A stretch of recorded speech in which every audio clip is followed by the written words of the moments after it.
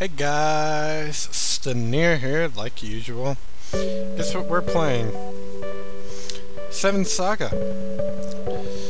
For those of you who don't know what this is one of the most notoriously difficult role-playing games out there. Set my controller down for a minute. We'll watch this real quick. Many years ago, people fought fierce battles to win this land. From who? Something they never explained to you. These heroic battles inspired many legends, including that of a Anyway, it's Pixels! This is one of those stories that will be talked about for generations to come. Until they all burn, and die, and a new race is born. And then they make mountains look green,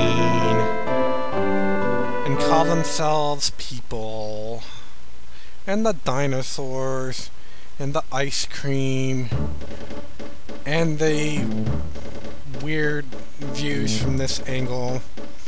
Okay, what you're actually seeing here is an introduction with sort of like a class, which is institution that you saw, and the character's name. You get to pick one of these 7 characters to choose from. 7 characters. 7th Saga, not just that. You get to pick one of those 7. Along the way, you'll get to run into a couple of them. You'll get to fight a couple of them. One of them will turn out to be a very, very, very bad guy. I'm not going to tell you who, because it randomly determines it every game. Each of them have different strengths, weaknesses, and it goes along the usual scale from obscenely magic-oriented to obscenely physical-oriented. And then you have the different breakdowns. Some of them are better at defense and offense physically. Some of them are better at healing and curative and protective magic than at offensive magic. So it's just a matter of which character we're going to end up picking and giving me. I tried to do a run. I've actually been doing a run with, is it Valsu? Yes, it is Valsu. Valsu was the silver-haired guy in the green outfit that you saw. He is a curative character. Curative magic. He gets 1 offensive spell, but we'll go about that later, and that makes him really hard, because that's all he gets to do is to attack. So, I mean, it's hard. Now, you're probably asking yourself, why? Stanier, why? 3 minutes in and you're finally saying your name. I think I already said it, but who cares? Why is this such a hard game? Well, there comes a point at which, when you try to go past it, you will hit a point of no return. If you are not high enough level, if your character is not strong enough to defeat even the weakest of enemies, you are screwed. Literally. You cannot fight anything to win. You'll never make it, blah blah blah. So, as you can tell, we already have Idik over here, but we're just gonna start a new one just for the heck of it, and let's talk about these. Okay, 1, 2, 3, 4, 5, 6, 7. Doing that to count them out, doing that to yawn. Alright.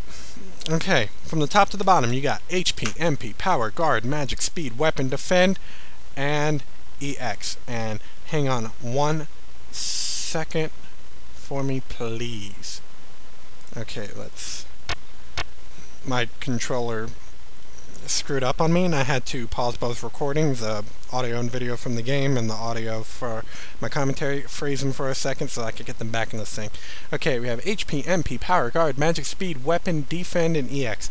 Don't really worry too much about EX, it's just your starting experience, but, you know, after the first 2 battles, or even the first battle, you'll get 12, 15 experience, so it's like, why even bother giving them a difference? Okay. So, we basically start out, it defaults to human. They've always done this with humans where they're the middle of the road. Look at his HP. Look at some of these other values. He's in the middle of the road. Okay. HP, health points, hit points, whatever you want to call it. How many times you have to get hit before you fall down dead points. Whatever you want to call that HP, that is what you have to worry about throughout most of the game, throughout any RPG. If that ever reaches 0, you're dead. If it reaches 0 in this game, in some games it's a game over, and you have to start over from your last save. Here, you go back to the last place that you saved, you carry over all your experience and stuff, except you lose half of your gold. Or, you know, your money in the game. MP is for casting spells. The more you have, the more you can cast. There you go. Simple as that. You run out, you can't cast it. Power. This gets added to your weapon value that you see down there, and that determines your attack power and stuff like that. Guard is the same for your defensive capabilities. Magic goes into your magic. I don't know what you want to say about that. Speed goes into how fast you're going to get. You know, if your speed's higher than another character's, then you'll go before that character goes. Weapon is just your base weapon strength. Defense is your base defense strength. As you can see, some of them have different values. Your human is in the middle of the road, has some good offensive, good defensive spells, good, you know, decent strength. It's basically where I would suggest most beginners go, because that way they can get a feel for the game, they can get a feel for what they want to do. I am an extremely magic-based, curative-based. I like protective magic all over the place. I am not, you know, like the world's biggest, you know, attack magic freak. But, you know, that's fine. I don't mind having that in the background. So, boom, there you go. There's your middle of the road. Slightly more physical. I think he gets a couple of spells. I'm trying to do this off of my memory. I don't want to go off of a direct... You know what? Yeah, I do. Hang on one second. Okay, I'm back. Alright, we got, we got our romantic character. Okay, now we're moving on to... We're going on to our physical attacker. Yeah. This is basically our retarded, physically strong, retarded magical midline character. Has decent offensive spells. Our human character up at the top will get more offensive spells. They have, I believe, the same healing spells, but as you can see, 3 MP there, 4 MP there. Our human will get more than our dwarf as far as MP goes, so he'll have more MP to cast for those healing spells. So, you know, if you want to go slightly more focused on beating the crap out of stuff with a club over the top of the head, as opposed to, you know, hitting it with magic, this will work for you. Elf. Contrary to popular belief, this is not the healer. This is a healer. Notice the staff. All healers have staffs. Learn about it. We'll learn about it because we're playing a lot of role-playing games. Okay. Or we will be. I will be. You won't be. You'll be watching me play them. I'll be the one playing them. Yeah. That's it. Okay. So, Elf. Boom. Look at that MP. 3. 16. I wonder what that tells you. Could it tell you that they cast a lot of magic? Yes. This one character will deal craploads of damage with pretty much, as far as I know, if not every offensive spell, then probably 90-95% of them. There you go. You want to destroy stuff? That's what you destroy it with. Alright. But look at the defense. It'll go down quick. Alright. Give me 1 second to look up alien. Okay. Okay. The alien. Look at his guard. It is 7. It goes through the roof. His HP goes through the roof. He has good power. He has decent speed. Now, he cannot equip anything worthwhile. He has crap for magic. He can cast fire-based spells. That's it. There you go. You know, he's physically oriented. He will beat the crap out of something. He will take damage. But if it's magic related, he is screwed. Okay, we're going over here. This is sort of the same thing. It has his own spell set, which is good.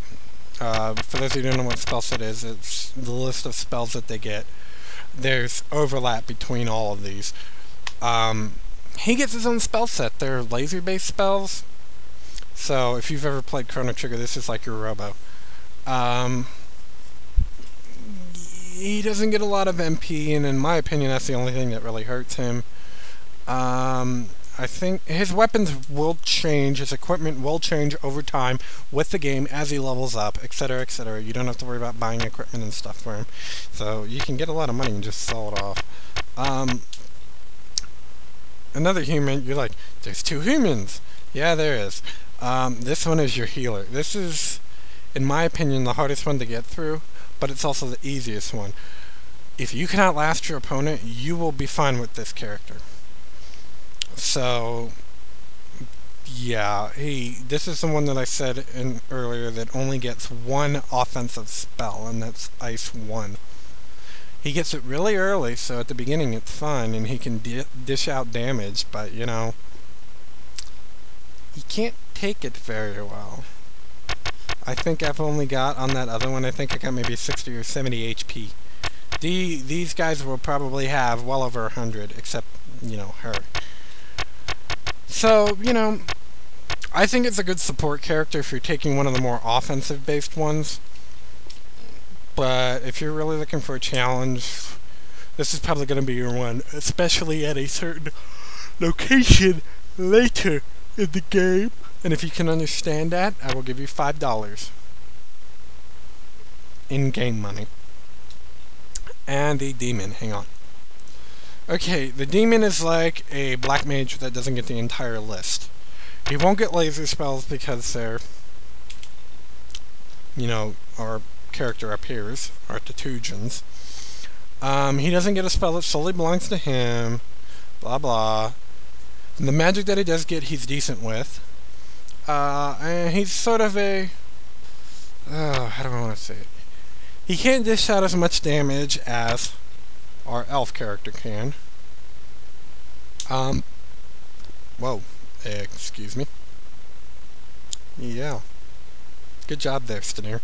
Some people say this is actually quite difficult because there's no way for him to normally heal except for using items. He gets a good supply of equipment, but, you know,